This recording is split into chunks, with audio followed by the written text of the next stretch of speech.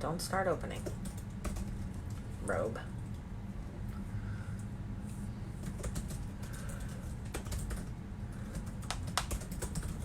Good morning, everybody. If you hear clackety clack clack clack clack clack, it's because Katie is a fast typer.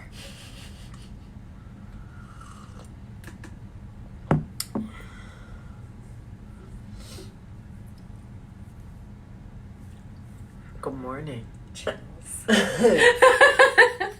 Ooh. Chills. Good morning, everybody. How is everybody doing? Good morning from Los Angeles. I don't know why I'm sitting like an old lady. I'm like, hello, everybody. Good morning. Say hi to Katie. She's going to read the first draft of the first episode of our first podcast. It's a lot of firsts. First, only different. This might be a silly question, but how do you move on from someone you know is toxic for you? Well, the same way you move on from someone you know is not toxic for you. You obsess with your girlfriend. You be a girl. You literally bring it up 9,000 times, and you surround yourself with friends who engage you every time when you go, wait, but I just have to say this. And your friends go, of course you do. What do you have to say? Tell me more. You're like, wait, really? What do you think this means? What do you think this means on his social media? What do you think this capital A means? He misses me, right? Obviously, missing me. And then you surround yourself with friends go, yes, that obviously misses you. He's fucking devastated if he's using capital letters, right? And you just obsess over it until you're sick of yourself. And when you're sick of yourself, you move on. And that's really how it goes. I swear, you think it isn't, but it is. For everybody. And every woman who says, oh, I just got over it. Lie. The lies. No. Women are women. We need to process. We need to obsess. We need to bring up the same shit over and over again. We need to talk about it. We need to analyze it from every angle, from the front, from the back, from the side. We need to go through their social media. We need to bring up shit over, blah, blah, blah. That's what we do. I don't know how men do it, but that's how women do it. So that's how you get over him. And if you're in business with him, try to get out. That's all I can tell you. Try to get out. Try to get out. Anyway, good morning, everybody. So this is my last day in California. Katie and I have our last day at the Work It Festival today for Women in Podcasts, which is very exciting. Work it. Work it.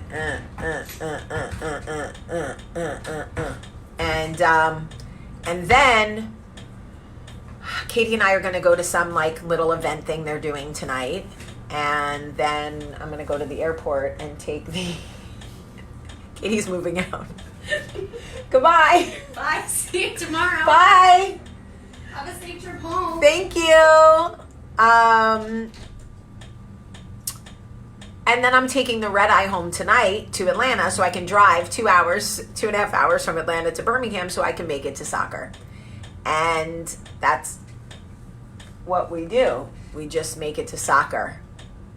Buenos dias, hermosa. So I'm on the red eye tonight. So if anybody's on the red eye from LA to Atlanta tonight at 10:30, I will see you on the plane. Okay?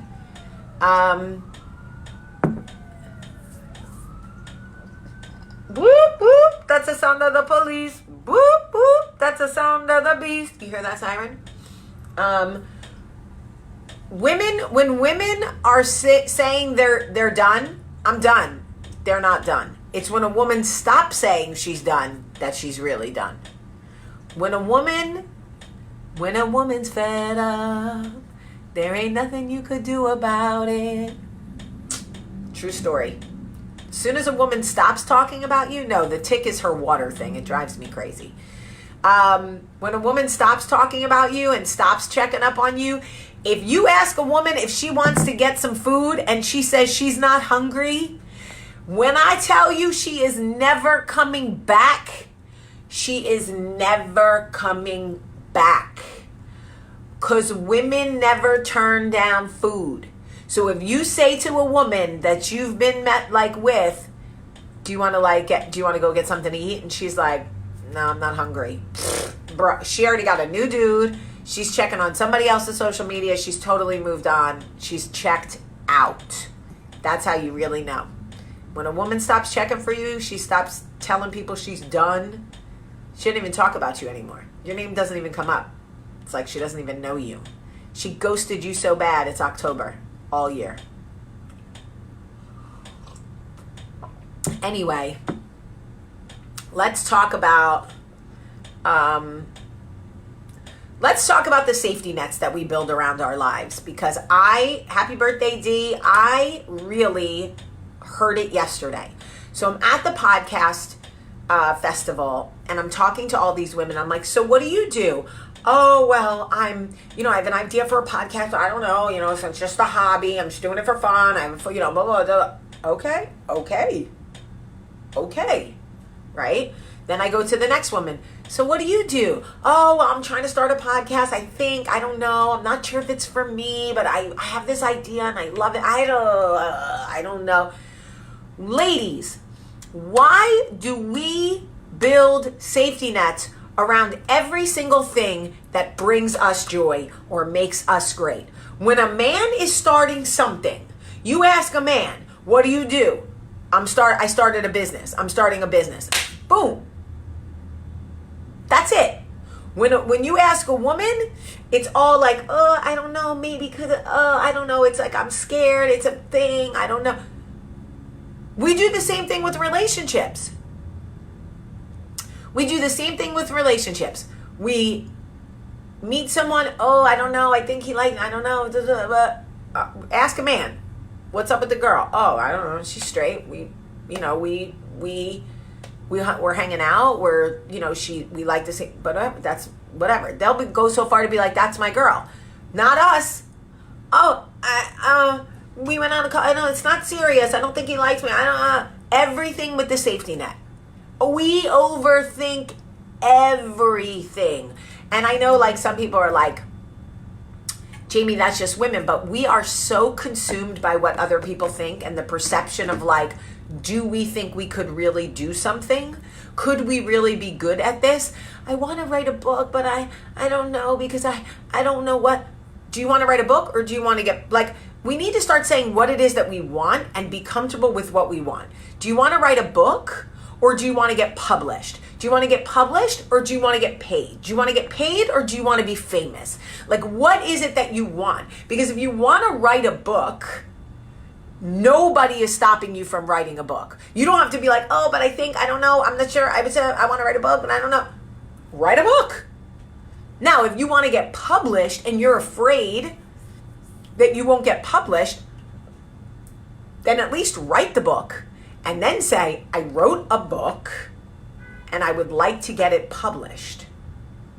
I'm not sure how to go about it. I don't know. Analysis paralysis. Yes. Analysis paralysis. That is what we do. We allow our fear that people won't think we're worthy, or won't see our value, or that we won't be successful, or what people will say. We allow that fear to literally paralyze us into this weird space of putting all of these safety layers. It's somehow we feel like if we don't say it out loud, if we don't really speak on it, then if it fails, we're not failures, because we never really believed it in the first place, right? If we downplay everything, and that's really what basically women are doing to themselves. They're downplaying every experience they have. They're downplaying their dreams. They're downplaying their desires. They're downplaying what they want from men. This way, if they don't get it, they could be like, well, I never said that was going to happen anyway. Not me. I'm like, no, if you touch me, you better get me off. If I start a business, it's got to be successful. And I don't know if I think personally I have, like, I don't know, more testosterone or something. I really do. I feel like I'm like, I don't know, more masculine leaning.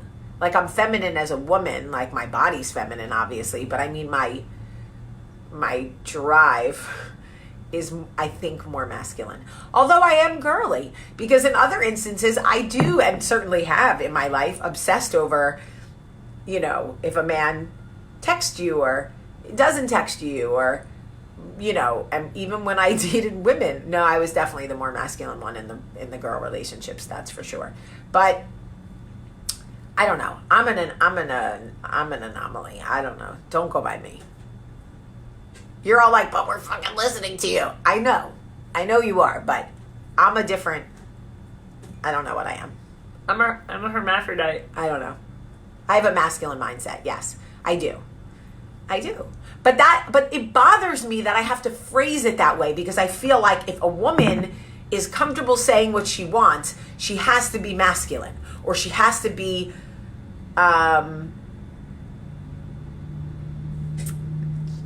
Timmy threw me off. Damn it. If a woman wants something, like if she knows what she wants and she's not afraid to speak on it, then somehow she must be masculine. But let me tell you the truth about men real quick, and then we can get back to business. The truth about men, you dated women. Yes, I loved women. Sarah, don't be scared. Wait, hold on. The truth about men, you could have had a bad bitch, non-committal, helped you with your career, just a little. Listen, the truth about men is men love women who are not afraid to say what they want, especially in bed, because men always want to be in bed. So, yes, you want to tell me what you want? Yes. Tell me. Ask any man. There's a bunch of men on here. I see them. Ask them. Men love women who are not afraid to say what they want. Yes, Carol, we do always seem to be apologizing. We do. As women, it's like we apologize for things before we even ask for them. I don't understand why we do that. I'm sorry, I think I want to make a podcast. I don't know. What? What's happening right here? What is all of this? Literally, I was checking people at the podcast thing yesterday. They were saying to me, like, I want to do a podcast. I'm like, no, you're going to do a podcast. They were like this. It was like I picked their head up just a little bit. Oh, yeah, I'm going to do a podcast. Right. You're going to do it. Don't give me this whole rigmarole about maybe, I don't know. What? No. You're going to do it. You're here. You paid $400 to be here. That's not a hobby. That's something you really want to be doing. But it's almost like, I don't know. It makes me sad that so many women feel, oh, look, Doug said, guide me, I'll deliver. You know what, Doug? Talk that shit, Doug. Talk that shit. I like it for you, Doug. I really do. And you're going to make some woman very happy. Ladies, if you're single, Doug's my kind of guy. Tell me what you want, what you really, really want, and I'll fucking be a Spice Girl on your ass, and I'll get that shit done. Thank you, Doug. Doug, Dougie, Doug. Remember that? What was that movie? The Hangover. He's like singing the song about Doug because he's missing. He's like, sorry, that cracked me up. Ooh, I got. Oh, that is fucking funny.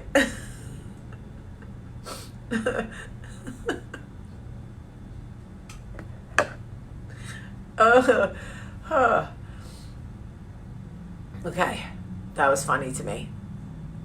That was funny. Anyway, so Jillian says, I've been so wishy-washy lately, I can't make up my mind on anything. Okay, that tells me that you're trying to make too many decisions at one time. So you got to wipe the slate clean and make the hardest decision first. What is the hardest decision you need to make? Poor Doug. He's probably like married. He's got all these women sliding into his DMs. His wife's going to be like, oh, look, nope, thank you. Go, girl. Okay, Doug.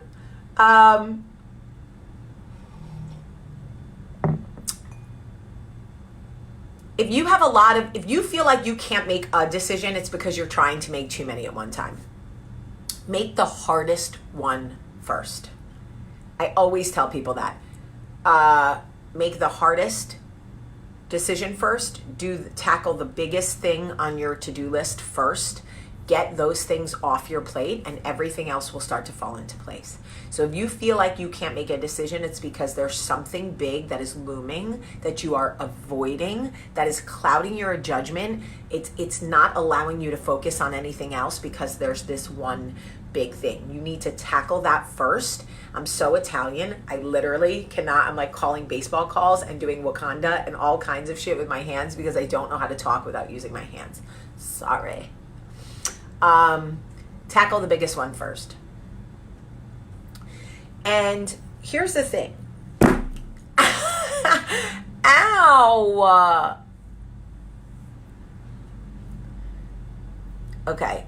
I want to go back to school, but I have no sitter. Okay, Jillian, you can take classes online. Okay? You can take classes online.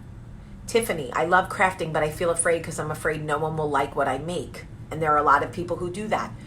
Do you know how many fucking rental car companies there are? Men start this shit all the time. They're not afraid. Some guy will buy 17 cars and be like, hey, I'm a rental company.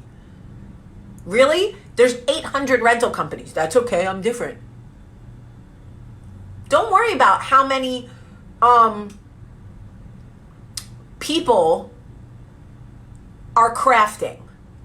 Okay? You've got to figure out a way to, sure, you have to figure out a way how to differentiate your business and how to speak to your consumer, but don't let marketplace deter you.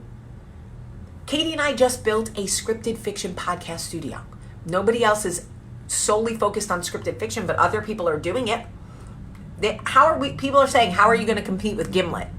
Bitch, I don't know, but don't try to make me feel bad. I'm out here trying to do what I want to do. Okay? I'm trying to live my dream. I don't know how I'm going to compete with Gimlet. I can't worry about David and Goliath right now. You know what I mean? I just got to get out there and start it. But I promise you that if you are worried about how many other people are doing what you do, don't. Listen, let me tell you a secret. I'm going to tell you a secret right now, okay? Every single man who's ever had sex has had sex. Okay? Hear me out. Every man who's had sex has had sex, right? Right. Every straight man who's had sex with a woman has had sex with a woman, right? He's kissed a woman, he's seen her boobs, they fooled around, they had sex. It's not going to stop you from trying to give somebody good loving because they already did it. It's not going to stop you from showing up and doing your best because they already did it with someone else. Could you imagine if we didn't try things or do things because other people were there before us? So what, you never gonna have sex with anybody because somebody already had sex with them? That's not real. That's not real. And there are flea markets, there are all of those things. I can't remember what they're called. They're called flea markets in New Jersey, but in Alabama they call it something else, I think. They call it I can't remember. But like where you go and you set up tables and you sell your stuff. So you can start selling your crafts there. Put little handwritten notes. Farmers markets, thank you. That's what they call them in the South. Farmers markets. In New Jersey, they call them flea markets, okay? But you can set up a table, right? You can open an Etsy shop. Do you know how many crosses are out there in the world? But I wanted this kind of sideways cross with a little curve, and I made it and I sell it, and it sells so well. Does it sell a bajillion? No.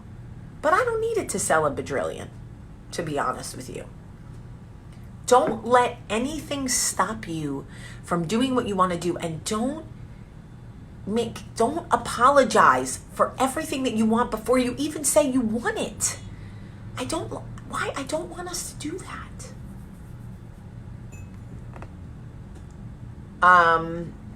So that's how I feel about this. I feel like women should be able to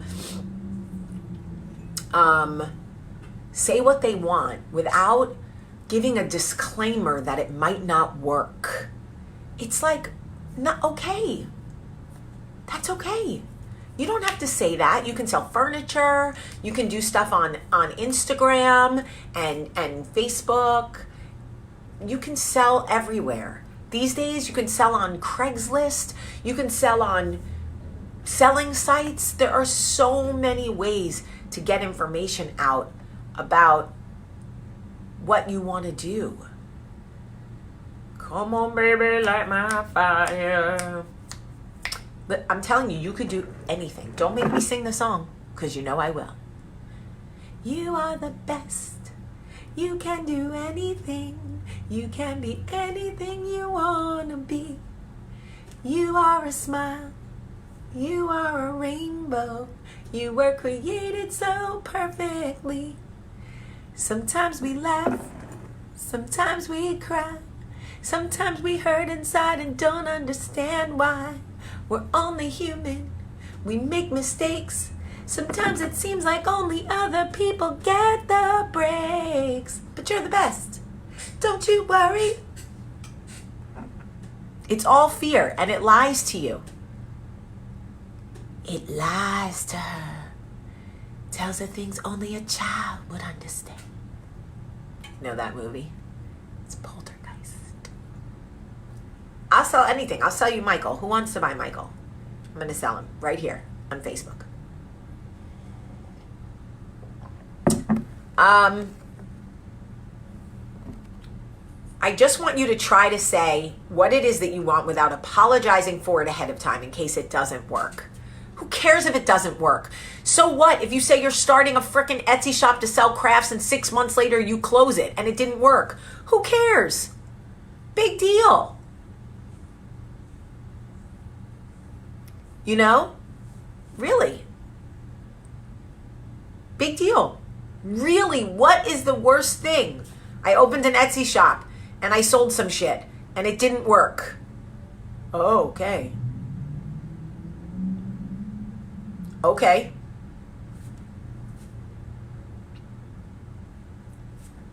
Now what? I'm going to try something else. Great. Michael Jordan, the greatest basketball player of all time, left basketball to go play baseball. He didn't give a shit what anybody thought about his decision. You think Michael Jordan was concerned with what the people in the stands who had never tried anything had to say about him leaving basketball to go play baseball? They didn't care. Men retire from acting and come back miraculously. Oh, he's not retired anymore. Of course not. Terrence Howard just retired from acting. Oh, shocker. He's back for a new movie. Of course he is. Men don't care. Men do this shit all the time. And the women are all like, oh, I don't know. I can't go play baseball because I'm a basketball player. Really? Yes, you can. Invest in yourself and don't be scared to do it. And don't apologize. That's all I'm saying. Tina said, I'm 48 years old and I just now stopped apologizing for being born. Amen. I freaking love that. All right, I have to go get dressed because it's 7:30. Oh my God. I have to go get dressed. I love you guys so much. Have a great, great